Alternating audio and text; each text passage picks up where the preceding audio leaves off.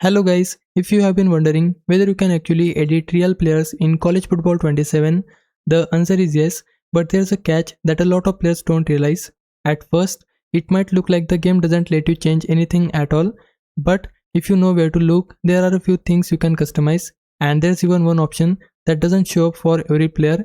I'll show you exactly where that is. To get started, head into Create and Share, then go to Roster and select Manage Players.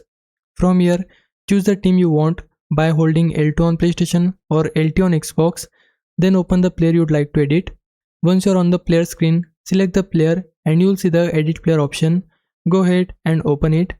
Now this is where most people get confused because depending on the player you select, you'll notice that some options are unavailable.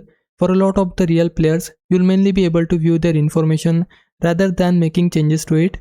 But don't leave just yet, because not every player works the same way. The first thing you can usually customize is the player's equipment.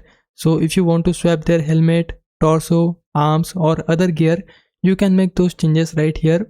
If that's all you're seeing, don't worry, because there's one more thing worth checking. Back out and try opening a few different players.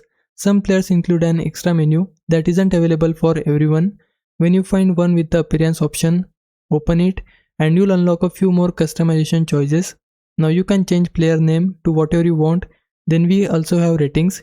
If you go to appearance, then we can adjust physique. Under it, change things like their height, weight and position. On certain players, you'll even notice that additional editing options become available, including changing the player's name and in some cases their overall rating as well.